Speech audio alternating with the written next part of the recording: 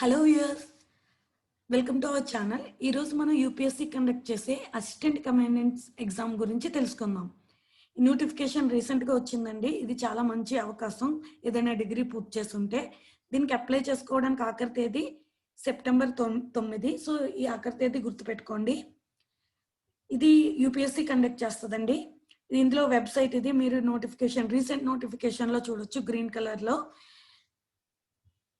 Assistant commandants అంటే ఏంటో తెలుసుకుందాం. అసిస్టెంట్ కమాండెంట్స్ ర్యాంక్ ఏంటంటే గ్రూప్ ఈ గెజిటెడ్ ఆఫీసర్ అండి సెంట్రల్ గవర్నమెంట్లో. అంటే చాలా మంచి ర్యాంక్ మీకు.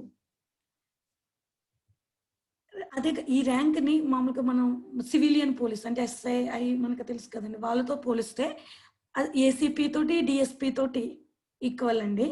అదే ఆర్మీలో అయితే కెప్టెన్తో ఈక్వల్. సో చాలా చిన్న వయసులో మంచి ర్యాంక్తో కెరీర్ స్టార్ట్ చేసే అవకాశం ఉంటుంది మనకి. ఇందులో ఈ అసిస్టెంట్ కమాండెంట్స్ లో 5 సెంట్రల్ ఆర్మడ్ ఫోర్సెస్ ఉంటాయి. అంటే పారామిలిటరీ ఫోర్సెస్ అంటారు కదండి, ఆర్మీ కాదు, పారామిలిటరీ ఫోర్సెస్. మనం చూస్తూ ఉంటాం CISF, central industrial security force. మీరు ఎయిర్పోర్ట్కి వెళ్ళినా ఏంటి శాంతి భద్రత లోపం ఉన్న సిఐఎస్ఎఫ్, సిఆర్పిఎఫ్, ఇంకా పిఎస్యూస్కి వెళ్తే ఇస్రో, డిఆర్డిఓ అలాంటి అన్నిటికి కూడా సిఐఎస్ఎఫ్ ప్రొటెక్షన్ ఇస్తుందండి. బార్డర్ సెక్యూరిటీ ఫోర్స్ అంటే ఇండో పాకిస్తాన్ బోర్డర్, శస్త్రసీమ బల్ అంటే నేపాల్ బోర్డర్. ఇవన్నీ కూడా మిలిటరీ. మీకు అనుమానం రావచ్చు, పారామిలిటరీ ఫోర్సెస్ ఏంటి, మిలిటరీ ఫోర్సెస్ ఏంటి. మిలిటరీ ఫోర్సెస్ ఆర్మీలోకి వస్తారండి. వాళ్ళ రోల్ ఎప్పుడు ఉంటుందంటే ఏదైనా బోర్డర్లో టెన్షన్స్ ఉన్నప్పుడు, వార్ వచ్చినప్పుడు. మిగతా టైంలో పీస్ మెయింటైన్ చేస్తుంది, అంటే శాంతి భద్రతలు చూసేవి ఈ సెంట్రల్ ఆర్మడ్ ఫోర్సెస్. అయితే మీకు అనుమానం రావచ్చు, మేబీ థ్రెట్ ఉంటుందేమో అని. ఇది ఆఫీసర్ జాబులు అండి. అసిస్టెంట్ కమాండెంట్స్ ఆఫీసర్ జాబులు. అంటే మీ కింద 120 సిఐఎస్ఎఫ్ కానీ, బిఎస్ఎఫ్ కానీ, మీకు సిఎస్ఎఫ్ కానిస్టేబుల్స్ కానీ, ఎస్ఐస్ కానీ మీ కింద ఉంటారు. అంటే మీరు ఒక ట్రూప్కి హెడ్. సో ఈ ఆఫీసర్స్ జాబ్ అండి. చాలా మంచి ఫెసిలిటీస్ కూడా ఉంటాయి.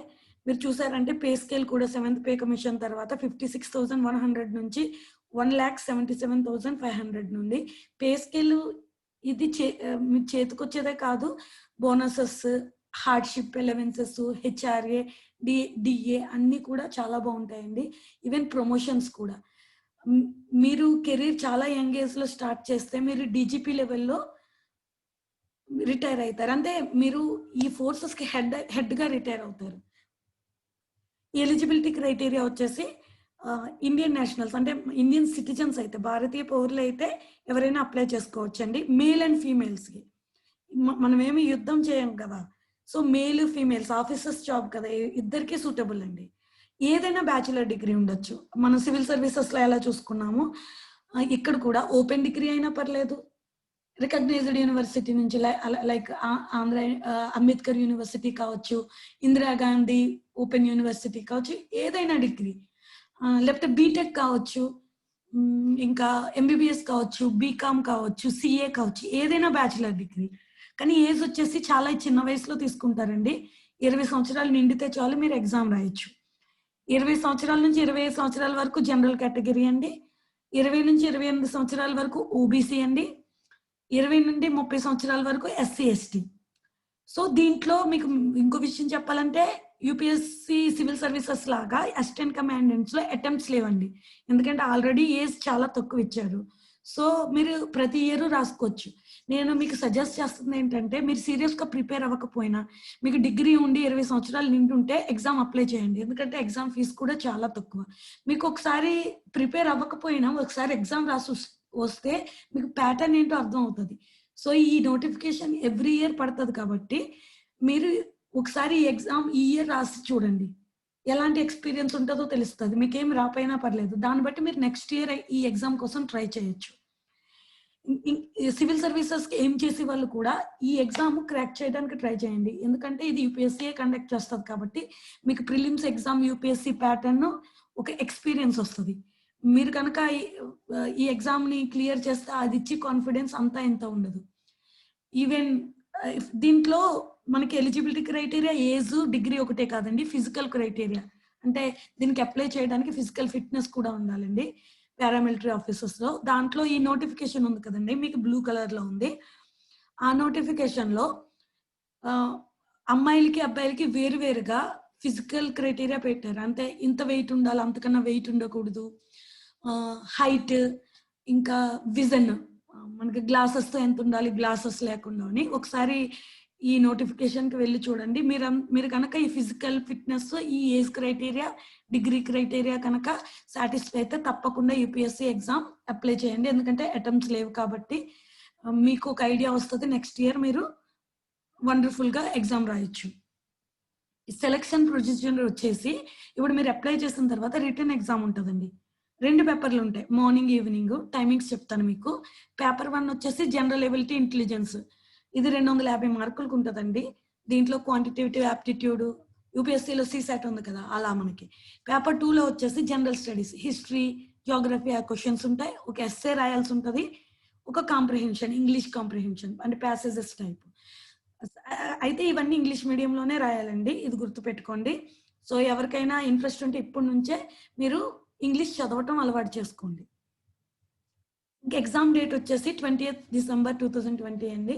అప్పటికి కరోనా గొడవ కూడా అయిపోతది. సో, మీరు ఈ ఎగ్జామ్ కండక్ట్ యాజ్ యూజువల్‌గా అయిపోతది కాబట్టి అన్ని జాగ్రత్తలతో మీరప్పుడు ఎగ్జామ్ రాయొచ్చు. పేపర్ 1 వచ్చేసి మార్నింగ్ అండి. 10-12 వరకు. పేపర్ 2 వచ్చేసి 2 గంటల నుంచి 5 గంటల వరకు ఆఫ్టర్‌నూను. మీకు టైం సరిపోతది కరెక్ట్‌గా. ఒకే రోజులో ఎగ్జామ్ అయిపోతది. దీంట్లో ప్రిలిమ్స్, మెయిన్స్ 2 ఉండవండి. ఒకే ఎగ్జామ్ ఉంటది. ఇంకా ఈ ఎగ్జామ్ పాస్ అయినోళ్ళకి, అంటే ఈ ఎగ్జామ్ పాస్ అయిన వాళ్ళకి 20థ్ డిసెంబర్‌లో ఎగ్జామ్ కండక్ట్ చేస్తారు కదండీ! ఈ ఎగ్జామ్‌కి రిజల్ట్స్ ఇస్తారు 1, 2 మంత్స్‌లో. ఆ ఎగ్జామ్ పాస్ అయిన వాళ్ళకి ఫిజికల్ ఎఫిషియన్సీ టెస్ట్ ఉంటదండి. అందులో ఏం టెస్ట్‌లుంటాయంటే మీరు చూసారు 4 టెస్ట్‌లండి. అమ్మాయిలకి, అబ్బాయిలకి డిఫరెంట్ క్రైటీరియా ఇచ్చారు. అంటే ఫర్ ఎగ్జాంపుల్ చూడండి 100 మీటర్ల రేస్ పెడతారు. అందులో అబ్బాయిలు 16 సెకండ్స్‌లో 100 మీటర్లు పరిగెట్టాల్సుంటది. అమ్మాయిలకి 18 సెకండ్లు. అలాగే 800 మీటర్ల race, long jump, shot put. ఇయన్నీ నోటిఫికేషన్‌లో ఉన్నాయండి. నేను లింకు చూపిచ్చాను కదా! బ్లూ కలర్‌లో అందులో చూడండి నోటిఫికేషన్‌లో ఉంటది.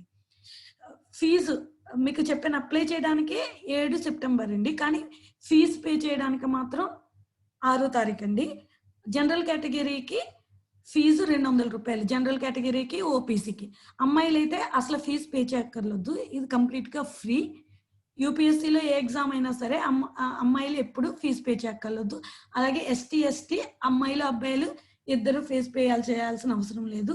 ఈ 200 కూడా ఎవరు పే చేయాలంటే జనరల్ కేటగిరీలో అబ్బాయిలు, ఓబీసీ కేటగిరీలో అబ్బాయిలు అంతే. ఈ 200 ఇంటర్నెట్ బ్యాంకింగ్ ద్వారా మీరు పే చేసేయొచ్చు. లాస్ట్ డే మాత్రం గుర్తుపెట్టుకోండి 6థ్ సెప్టెంబర్. కానీ ఎప్పుడు లాస్ట్ డేట్ వరకు చూడకండి.